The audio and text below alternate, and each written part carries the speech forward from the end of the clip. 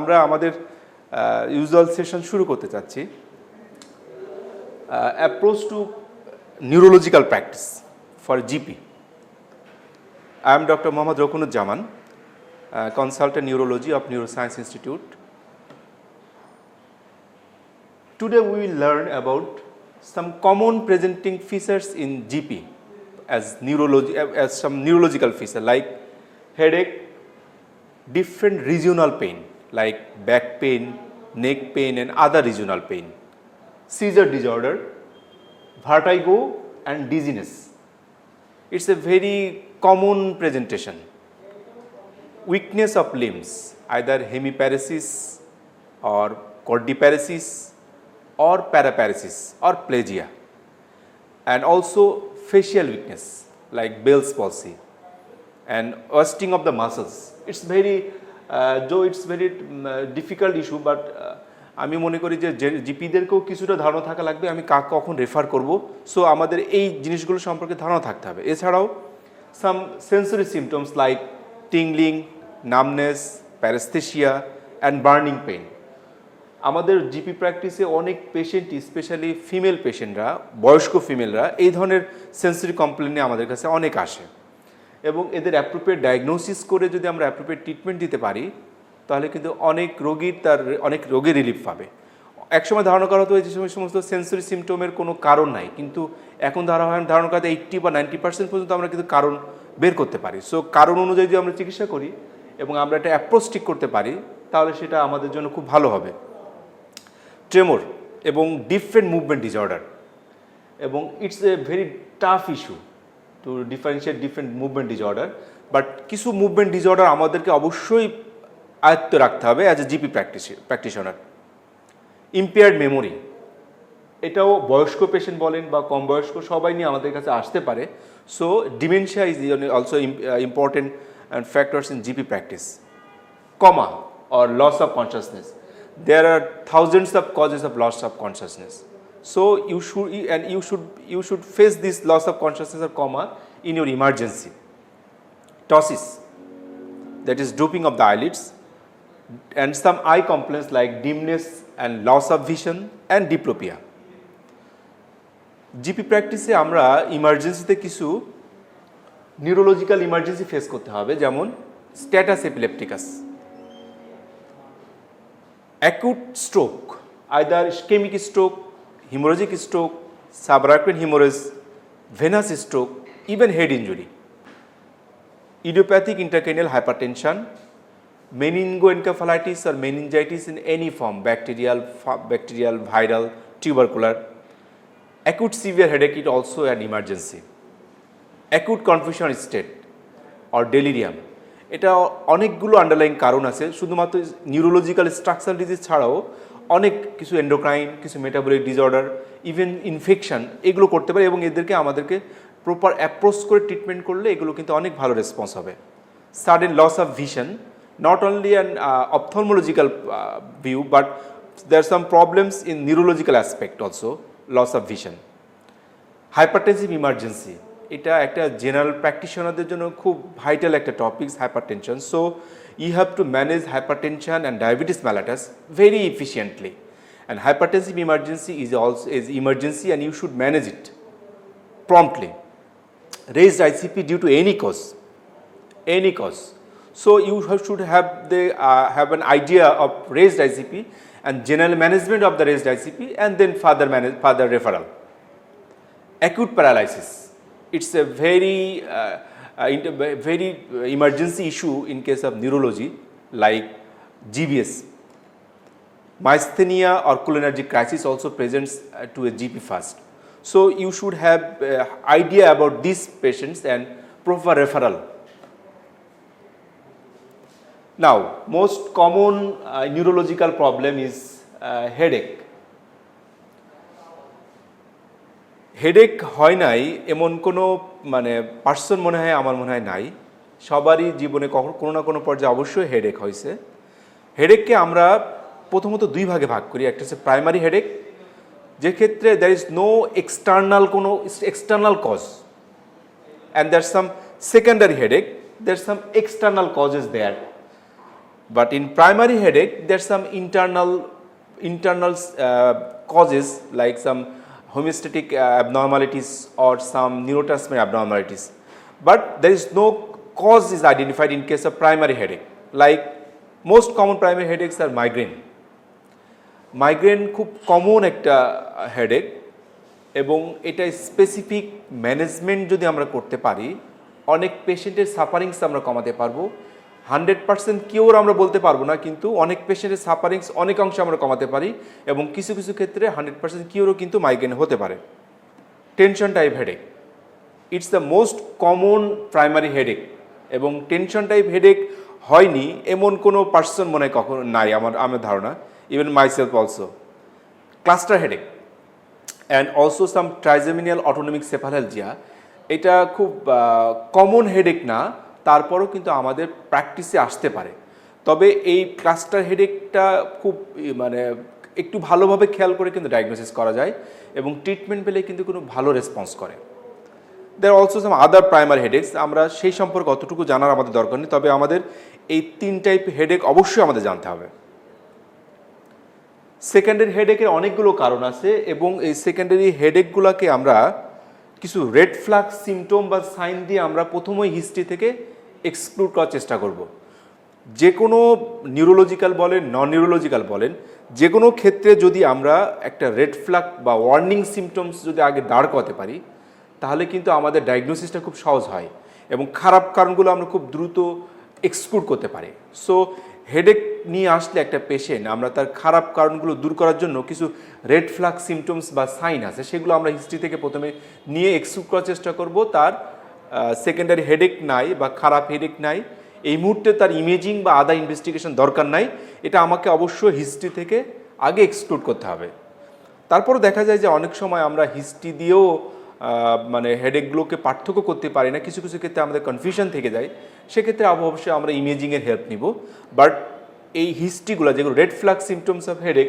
এগুলো যদি আমরা ভালোভাবে খেয়াল করি তাহলে কিন্তু আমরা অনেকগুলো ইনভেস্টিগেশন পেশেন্টকে না করাই কিন্তু আমরা হেডেকের ম্যানেজমেন্ট করতে পারবো first of all sudden onset and maximum immediately that means within 1 minute যে সমস্ত হেডেক খুব সাডেন সিভিয়ার হেডেক এবং যেটা 1 মিনিটের ভিতরে ম্যাক্সিমাম সিভিয়ারিটি চলে আসে তাদেরকে আমরা একটা রেড ফ্ল্যাগ সিমটম বলবো যেমন কি কি কারণ হতে পারে subarachnoid haemorrhage venous stroke pituitary apoplexy এটা যে খুব আনকমন জিনিস তা কিন্তু না আমরা কিন্তু অনেকগুলো পেশেন্ট পাই পিটুইটারি অ্যাপোপ্লেক্সির পেশেন্ট সিভিয়ার হেডেক নিয়ে আসে একটা পেশেন্টের আগে থেকে পিটুইটারি একটা টিউমার ছিল হঠাৎ করে সাডেন তার পিটুইটারি হিমোরেজ হওয়ার কারণে এরকম হেডেক নিয়ে আমাদের কাছে পেশেন্ট আসতে পারে সাথে টসিস বা আদার নিউরোলজিক্যাল ইনভলভমেন্ট থাকতে পারে মেনিনজাইটিস এটাও সাডেন হেডেক নিয়ে আমাদের কাছে আসতে পারে if there is any focal neurological symptoms or sign that means hemiparesis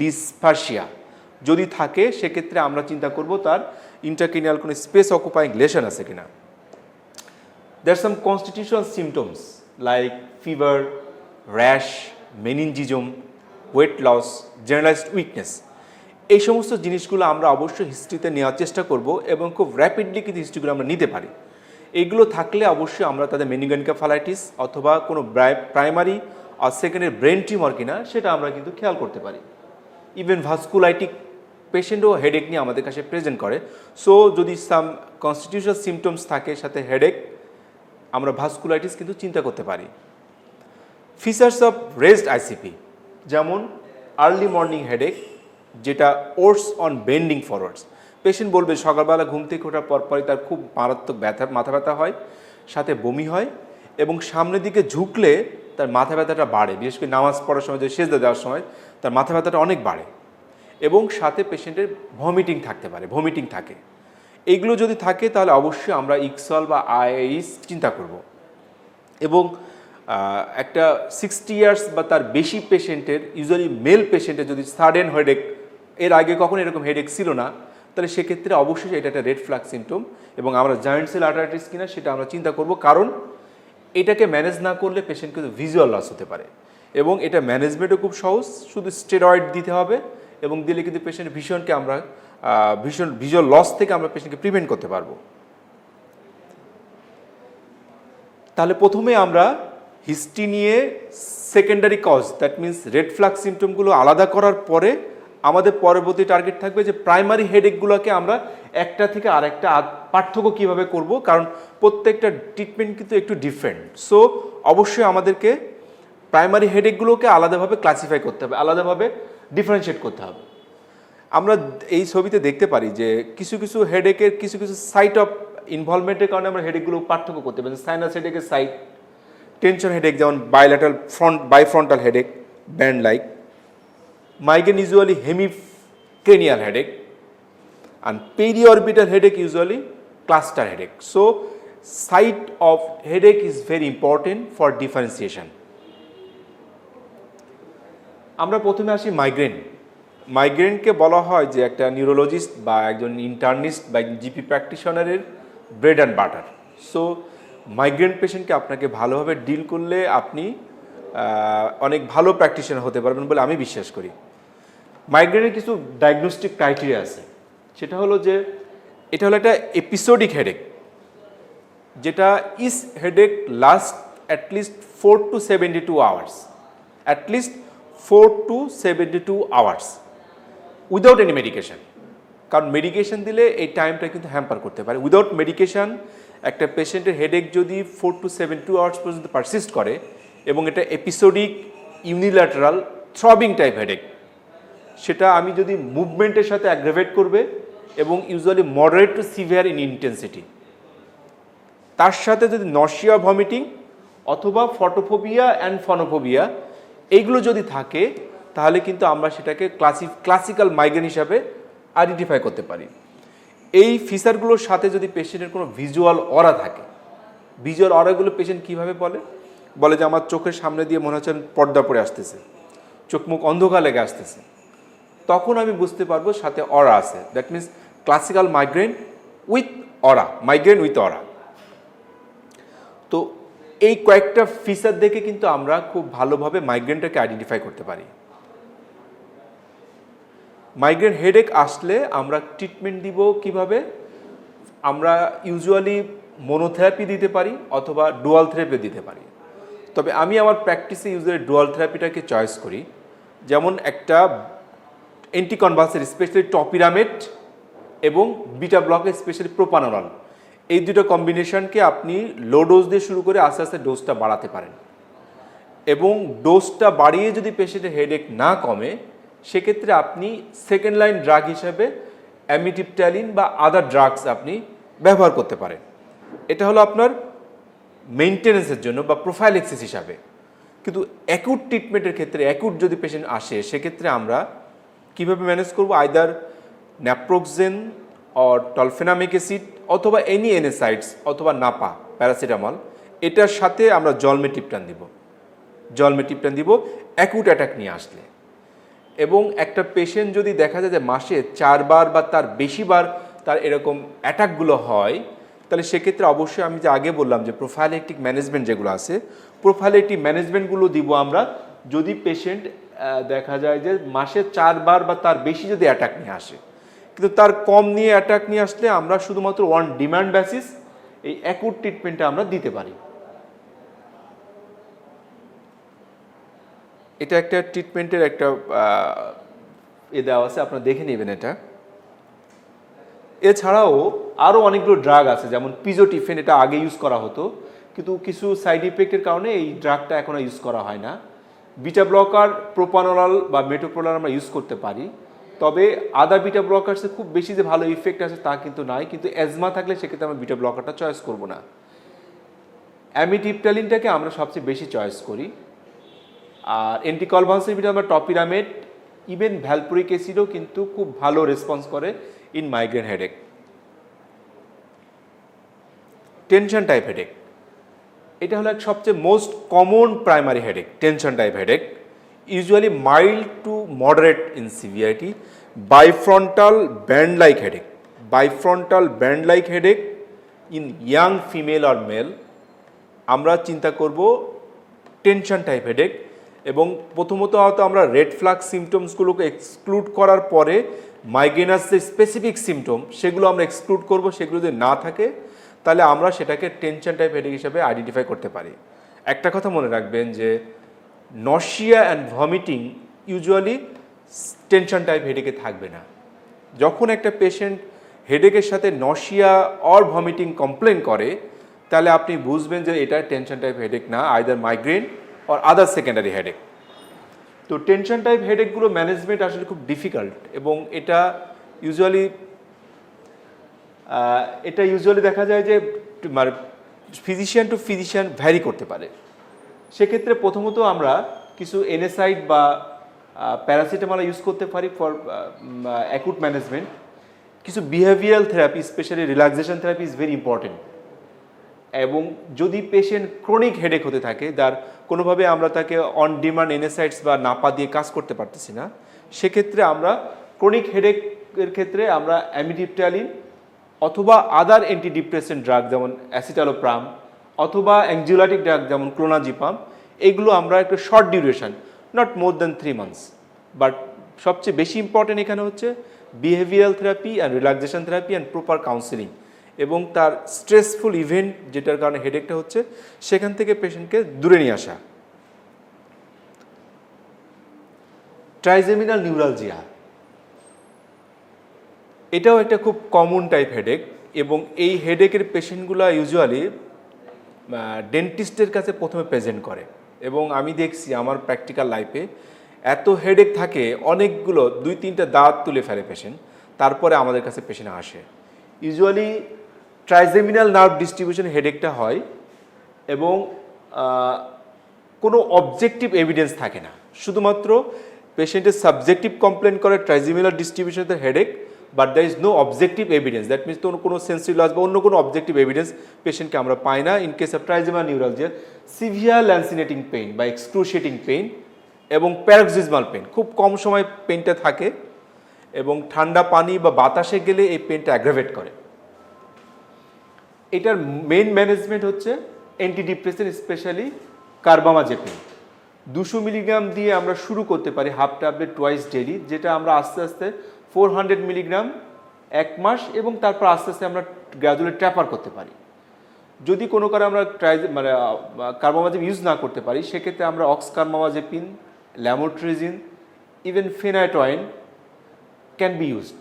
সাথে আমরা ব্যাকলোফেনটা অ্যাডিটিভ হিসাবে ইউজ করতে পারি, but baclofen is not a monotherapy for trigeminal neuralgia. যদি কোনোভাবে তার ওরাল ম্যানেজমেন্টে কাজ না হয়, সেক্ষেত্রে আমরা কিছু সার্জিক্যাল ম্যানেজমেন্টে যেতে পারি, যেমন microsurgical decompression, gamma knife surgery. এবং কিছু কিছু ক্ষেত্রে যখন কোনোভাবে পেশেন্টের কমপ্লেন না যায়, সেক্ষেত্রে আমরা এমআরআই বা এমআরএ আমরা করে দেখি কোনো ভাস্কুলার কোনো অ্যানোম্যালি আছে কিনা। যদি অ্যানোম্যালি থাকে, অবশ্যই সেই অ্যানোম্যালি কারেকশন সার্জারিটা করা লাগে, তাহলে পেশেন্টকে পেইনটা কমে যায় আর কি। কিন্তু বর্তমানে এই সার্জিক্যাল ইভেন্টের আগেও কিছু নন সার্জিক্যাল ইন্টারভেনশনাল ট্রিটমেন্টও আছে ট্রাইজেমিনাল নিউরালজিয়াতে, যেমন আমরা অ্যালকোহল দিতে পারি বা নার্ভ ব্লকও করতে পারি, যেটাও কিন্তু অনেকটা ফ্রুটফুল এই ট্রাইজেমিনাল নিউরালজিয়ার জন্য। বেলস পসি এটা হলো একটা খুব কমন প্রেজেন্টেশন এবং আমি রিসেন্টলি দেখছি প্যান্ডেমিকের সময়ে প্রচুর পরিমাণ বেলস পসি পেশেন্ট আসতেছে এবং আমি সাসপেক্ট করতেছি এটা আসলে due to Covid induced Bell's palsy কিনা। কারণ বেলস পসি ইউজুয়ালি একটা ভাইরাল ইনফেকশন, যেহেতু কোভিড একটা ভাইরাস, SARS-CoV-2 ভাইরাস।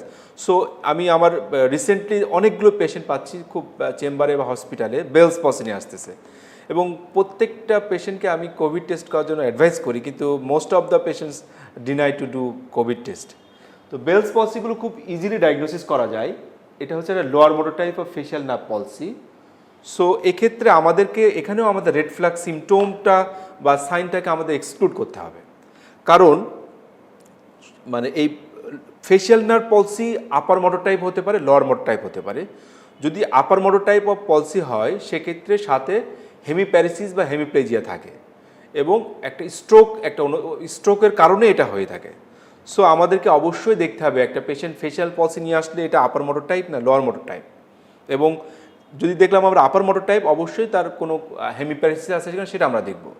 আর লোয়ার মোটর টাইপ যদি হয়, সেক্ষেত্রে আমরা বেলস পলসি সাসপেক্ট করতে পারি, কিন্তু তার আগে দেখব আদার কোনো ক্রেনিয়াল নার্ভ ইনভলভমেন্ট আছে কিনা বা কোনো হেমিপ্লেজিয়া আছে কিনা। কারণ ব্রেন স্টেমে যদি স্ট্রোক করে সেক্ষেত্রেও এরকম লোয়ার মোটর টাইপ বা ফেশিয়াল নার্ভ পলসি আমাদের কাছে পেশেন্ট প্রেজেন্ট করতে পারে। সো একটা বেলস পলসি বা একটা লোয়ার মোটর মানে ফেশিয়াল নার্ভ পলসি নিয়ে আসলে প্রথমত আমরা খেয়াল করবো এটা আপার মোটর টাইপ না লোয়ার মোটর টাইপ। যদি লোয়ার মোটর টাইপ হয় সেক্ষেত্রে আমরা অবশ্যই ব্রেন স্টেমের আদার ক্রেনিয়াল নার্ভ ইনভলভমেন্ট আছে কিনা বা কোনো হেমিপ্লেজিয়া আছে কিনা সেটা যখনই আমরা এক্সক্লুড করব তারপরে আমরা লাস্টে বলতে পারবো এক্সক্লুশন, ডায়াগনোসিস অফ এক্সক্লুশন, এটা হচ্ছে বেলস পলসি। এবং সেক্ষেত্রে ট্রিটমেন্ট কিন্তু খুব সহজ। আমরা এক্ষেত্রে অ্যান্টিভাইরাল ড্রাগ স্পেশালি আমরা অ্যাসাইক্লোভির বা ভ্যালসাইক্লোভির ইউজ করতে পারি। অ্যাসাইক্লোভিরটা আসলে দিনে 5 বার দেওয়া লাগে, কিন্তু সেক্ষেত্রে অনেক হ্যাজার্ডাস পেশেন্টের জন্য। কিন্তু রিভাইরা নামে পাওয়া যায় যেটা হচ্ছে ভ্যালসাইক্লোভির বা ভ্যালোভির। সেক্ষেত্রে আমরা 1 গ্রাম ভ্যালোভির দিতে পারি বা ভ্যালসাইক্লোভির দিতে পারি 5 থেকে 7 দিন, সাথে স্টেরয়েডটা আমরা দিব টোটাল 10 দিন। 1 milligram per KG body weight হিসেবে আমরা 5 থেকে 7 দিন দিব, তারপর 3 থেকে 5 দিনের ভিতরে আমরা র্যাপিডলি ট্যাপার করে দিব। এবং দেখা গেছে কম্বাইন্ড ট্রিটমেন্ট দিলে অনেক ভালো রেসপন্স পাওয়া যায়। এর সাথে আমরা কিছু সাপোর্টিভ ট্রিটমেন্ট দিব, যেমন পেশেন্টের আই কেয়ার, তার যখন বাইরে যাবে সে চশমা পরবে, যখন রাতে ঘুমায় থাকবে তখন আমরা যদি ক্লোরামফেনিকের আই অয়েন্টমেন্ট দিতে পারি যাতে চোখের কেরাটাইটিস বা কর্নিয়াল ইনজুরিগুলো প্রিভেন্ট করতে পারি। সো এইগুলো সাপোর্টিভ কেয়ার লাগবে এবং কিছু ব্যায়াম আমরা শেখাই দেবো। আর এই ম্যানেজমেন্টগুলো দিলে দেখা যায় যে most of the case patient within 1 month একেবারে ভালো হয়ে যায়। কিছু পেশেন্টে ভালো হতে একটু সময় লাগে, হয়তো বা 3 মাস বা কারো 6 মাস লাগতে পারে, কিন্তু 90 বা 95% ইভেন 99% ক্ষেত্রে কিন্তু বেলস পলসি পুরোপুরি ভালো হয়ে যায়। পৃথিবীর অনেক বিখ্যাত লোকজন, বিখ্যাত সেলিব্রিটিদের কিন্তু বেলস পলসি হয়েছিল, যেমন অ্যাঞ্জেলিনা জোলিরও কিন্তু বেলস পলসি হয়েছিল। সো এটা কিউরেবল একটা ডিজিজ এবং ইউজুয়ালি ইয়াং ফিমেলদেরকে এই বেলস পলসি এফেক্ট করে।